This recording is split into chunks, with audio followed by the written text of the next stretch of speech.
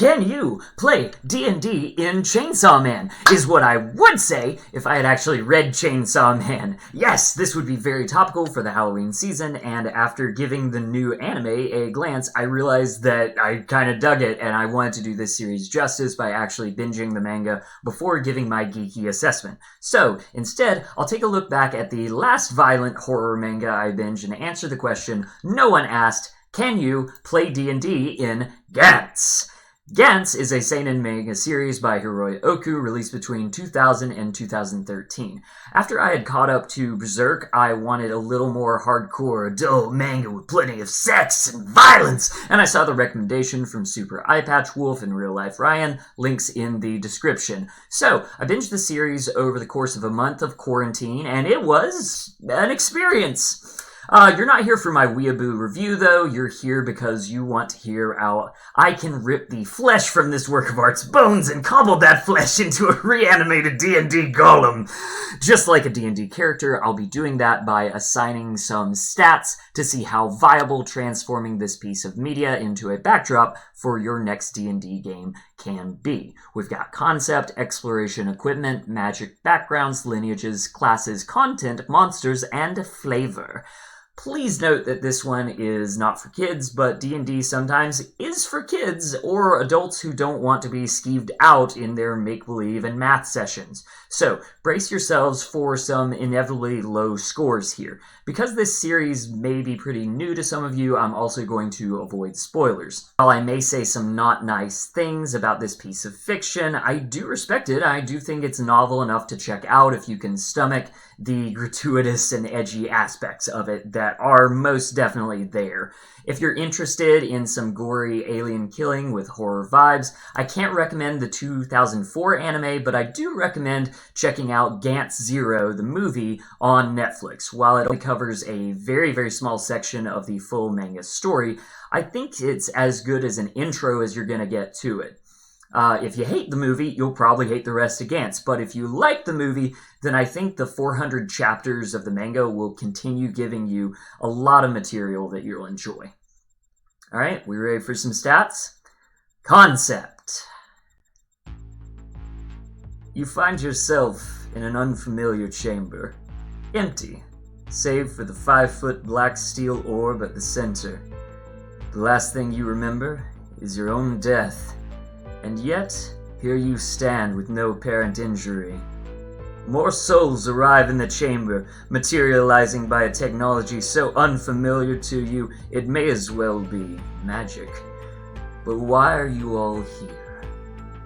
Before you can begin to answer, a scroll on the outside of the orb suddenly writes letters of its own accord. Welcome. I am called Gantz. Your old lives have ended. How you use your new lives is entirely up to me. For now, you will go out and defeat this monster. The contraption opens up to reveal racks of strange weapons and sleek leather suits. There is a creature within the orb, an unresponsive humanoid, hooked into the contraption with tubes and wires. Is this Gantz?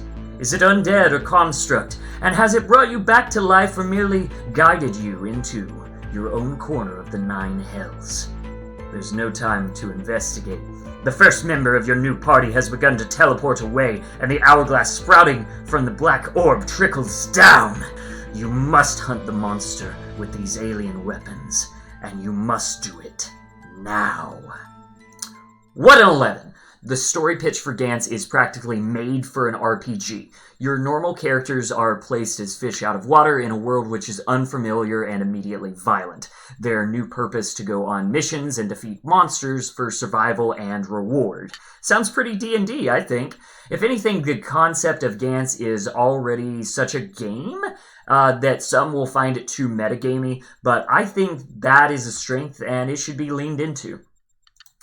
Exploration. This one's going to be a 5. Whenever a new Gantz crew is sent on an alien hunting mission, they are teleported to a new location. This could be a mall, a museum, a city street, or perhaps a city street. You can swap in basically any dungeon or wilderness locale as a DM for these locations, but my sticking point here is that the locations rarely play a major factor in the missions themselves. They are purely set dressing for our characters to wander around in, and I think you can go further with these aspects of tracking down the monsters and seeing how each side uses the environment to their own advantage. It's not bad, but it's certainly not a great example of using your location or your battlefield to your advantage as a storyteller and a DM, so I'm keeping this one a 5. Equipment is going to be an 8. Gantz gives our level 0 randos a fighting chance with some neat gear. While some may detract from the fact that Gantz passes out 12 of the same delayed blast hand crossbow or whatever you may wind up calling these things, I actually think this is a trick that can be utilized more for positive effect at your table. I've been in situations where the fighter has a complex transforming mace or the wizard has a major staff with charges to keep track of, and it's a bit of a drag for everyone else at the table. But when you give everyone the same transforming mace, it helps everyone figure out the weird rules and form that sense of party unity by helping each other. I also love that Gantz doesn't just stick to magic weapons. There's different suits of armor. There's, of course, dramatic anime swords, a motorcycle to use your land vehicle's proficiency on. There's tracking devices, and so on. So not only do you get a complete list of special gear, but Gantz lays out a way for our characters to earn points. Like I said, some may find this a little metagamey. I think it's okay. You might even be able to buy a potion of resurrection to finally revive a long-lost party member.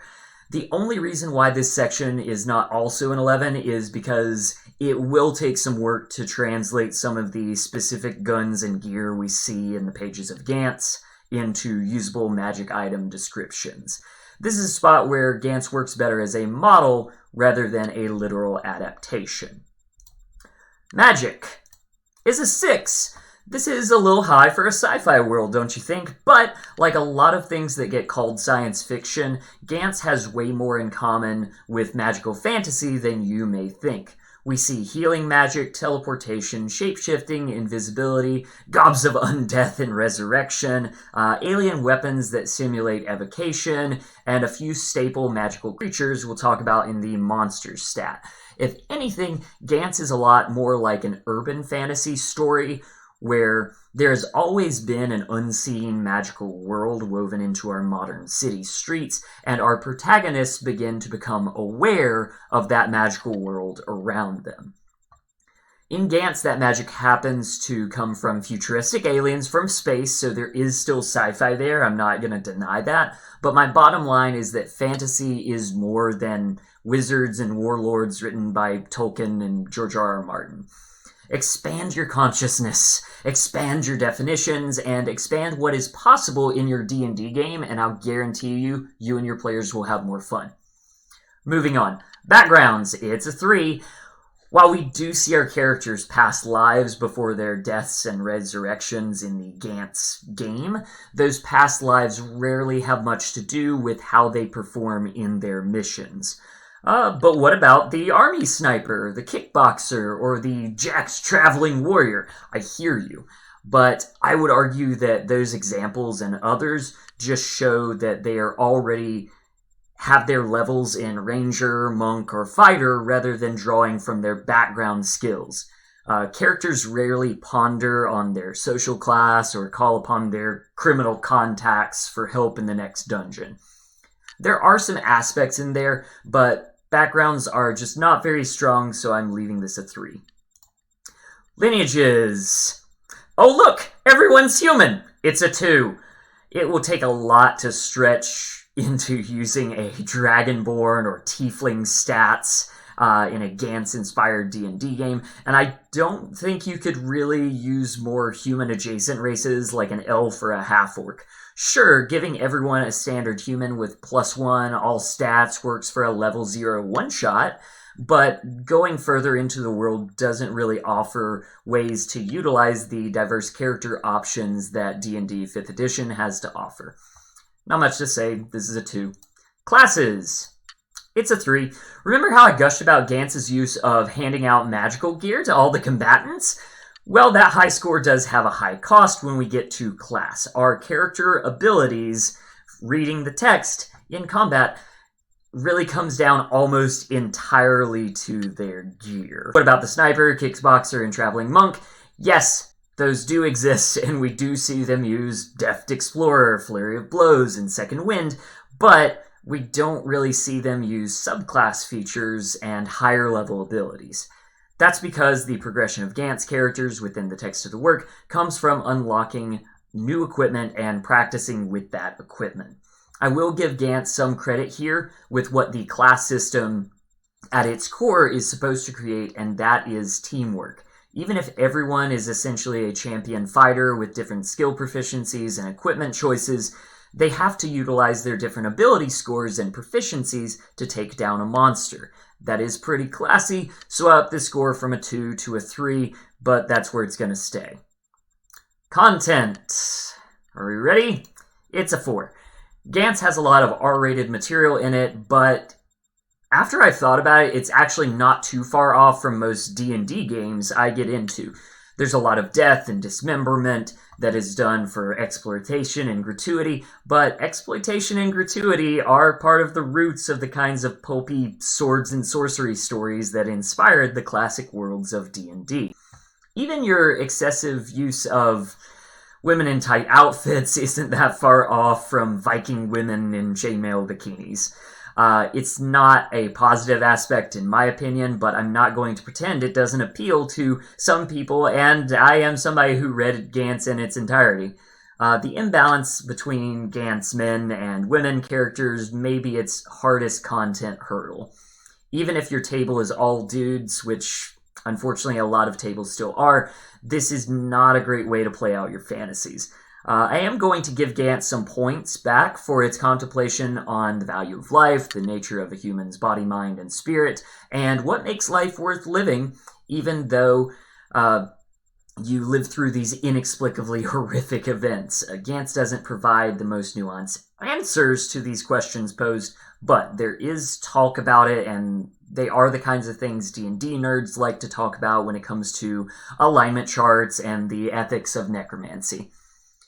There are also a few pretty inexcusable pieces of content that come to mind and bring the score low, but again, if I'm being honest, it doesn't steer too far from a lot of R-rated genre fiction I've encountered.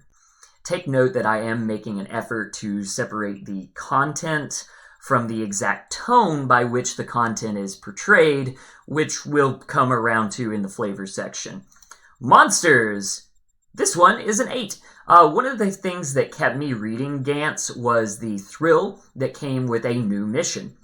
You didn't know what sort of bizarre new alien entity was going to show up, and boy are some of them bizarre. I really like that element. I think that an element of fantasy as a genre is the capacity for wonder, awe, and even horror at something which cannot be explained.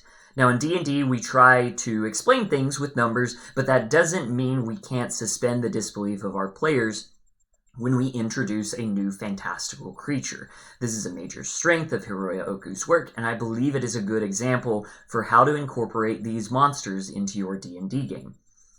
With the explanation that every monster we see is actually an alien that worked their way into our myths and bedtime stories, we see slightly twisted versions of classic creatures already familiar to D&D. This includes giants, oni, constructs, demons, dinosaurs, and vampires. Yes, there are vampires in Gantz, and there are no explanations beyond aliens.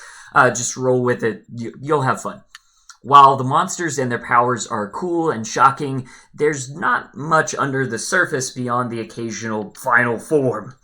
Most D&D players have become accustomed to villains with intricate plans, armies of henchmen, and some sort of personality or motivation. Gantz monsters rarely have any of that, which is why I keep referring to them as monsters and not really villains, if that makes sense. But that's okay. You don't necessarily have to have your brilliantly voiced, ironic, villain with a tragic backstory. Sometimes you just need a door to kick and a demon to kill, and following Gantz's model with that will thrust your players into that action. Alright, flavor.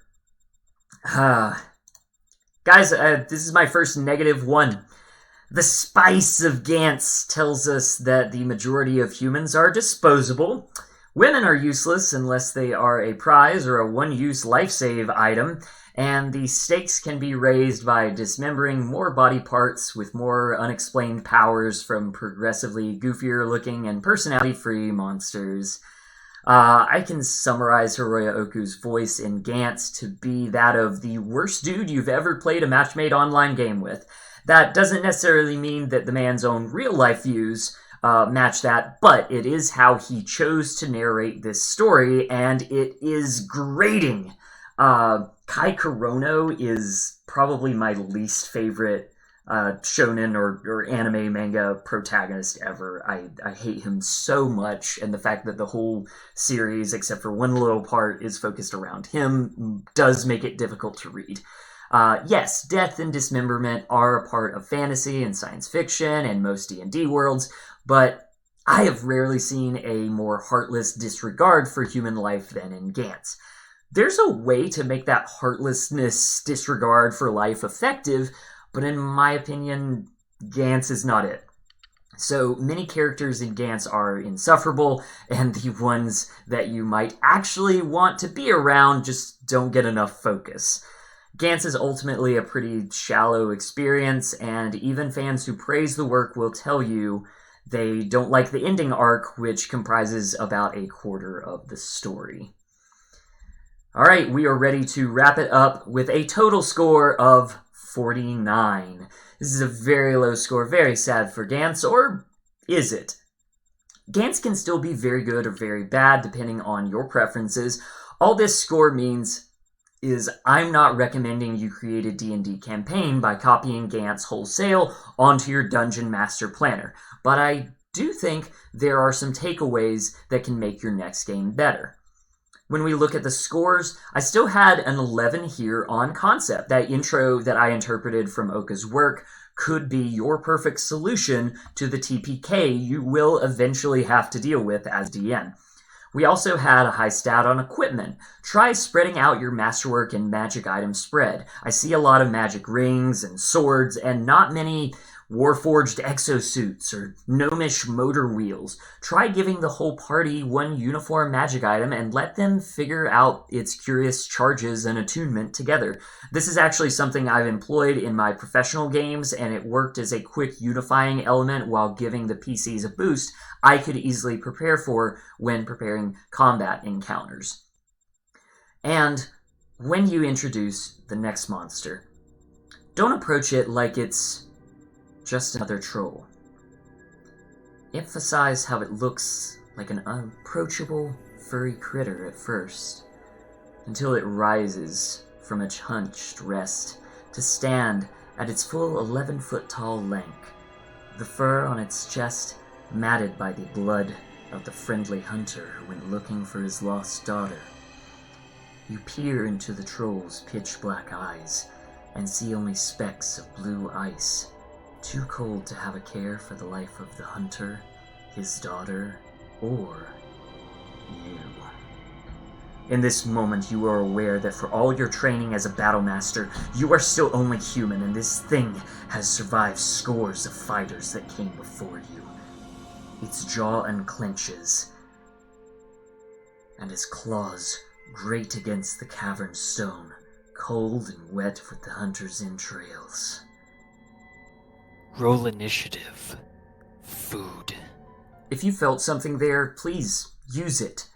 I do hope this was helpful to someone, and I look forward to reading the comments. Thanks for watching. If you like the Halloween vibes, there's more on the way. Stay tuned for the Chainsaw Man video that I promised. Until next time, stay spooky, and please don't kill your main female protagonist off screen. Bye-bye.